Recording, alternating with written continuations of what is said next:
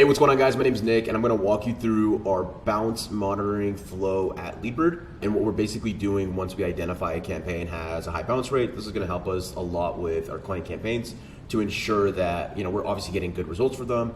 We're maintaining a high level of deliverability when it comes to the actual inboxes, and replacing them as needed. And yeah, that's basically it. So bounce rates actually do really impact deliverability. If your bounce rate gets really high, like what is that telling Microsoft? What is that telling Google? It's like these guys don't know who they're emailing. They're not emailing contacts that they know.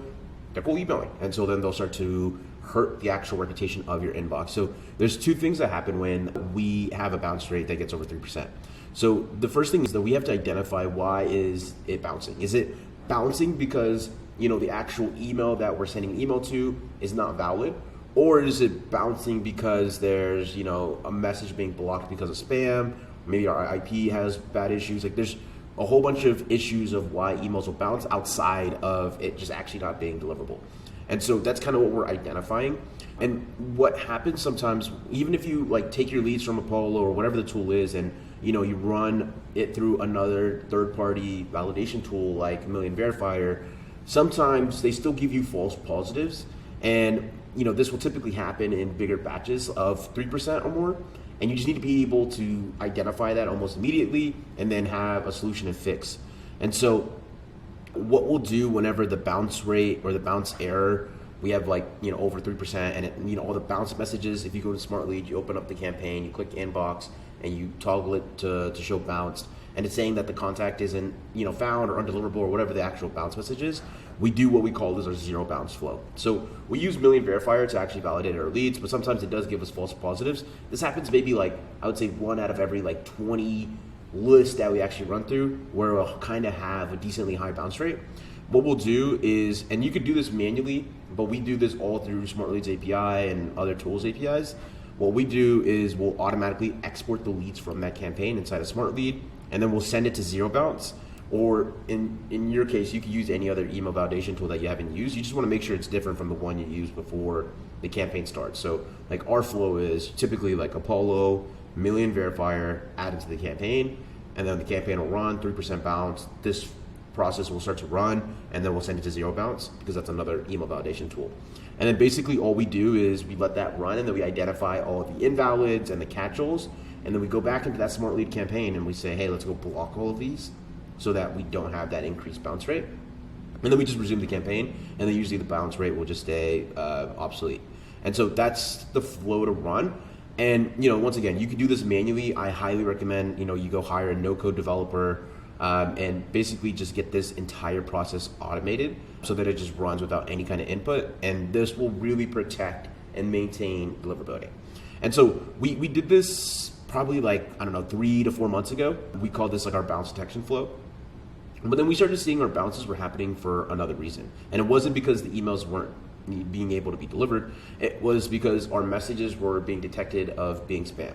And so this can happen really for 3 reasons. Either your IP has been burnt, your domain has been burnt, or the actual mailbox is being burnt or flagged of any sort.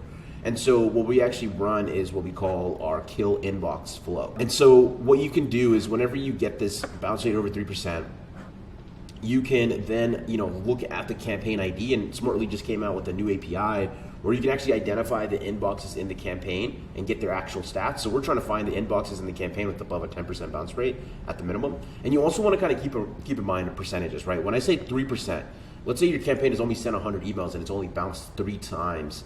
So that's 3% bounce rate, right? And you have 50 inboxes in there. That means your bounce rate per inbox is super low. So make sure whenever you're setting up this automation and this workflow that you're putting minimum sent count. So you're saying that, hey, this campaign has sent at least 1,000 emails before you run this. Otherwise, you're going to find yourself not really fixing or solving for anything. And so yeah, we're looking to see if the inboxes have above a 10% bounce rate using the new Smart Lead API that they just came out with. And then we have everything recorded very properly. So what I mean by that is in our Airtable, we have every inbox, and then all the stats with it. Everything from the domain, the username, the password for the actual inboxes, the Smart Lead campaign or Smart Lead inbox ID, and then all the other stats to it. And you want to do this inside of Airtable or some spreadsheet or some kind of tool so that you can do lookups and then do the automations off of that.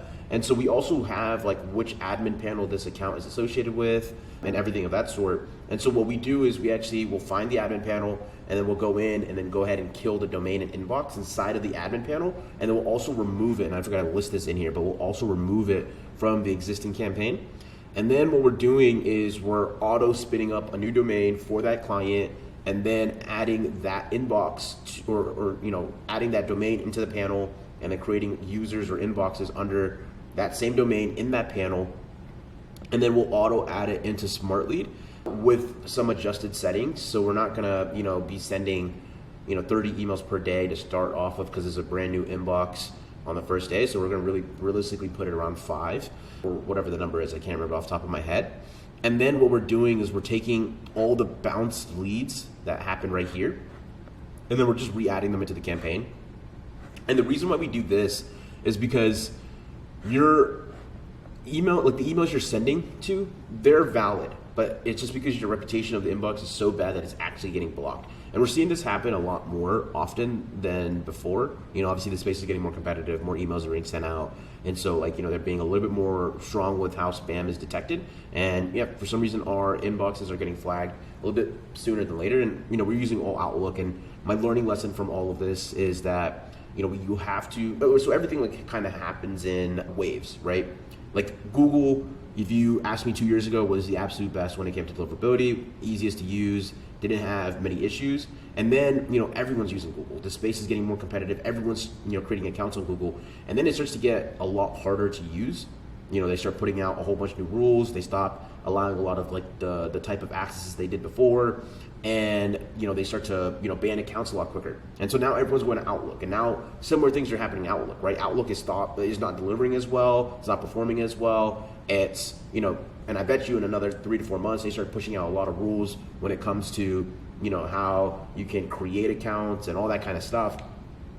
And so everything kind of goes into webs and flows. And my biggest learning lesson is that, you can't have all your eggs in one basket. So we use all of our clients' accounts on Outlook. And so, I think if we had a good mix of, SMTP inboxes that, we built internally, we use, put 30% of our clients' allocation there, put 33% inside of Outlook, and then 33% in Google.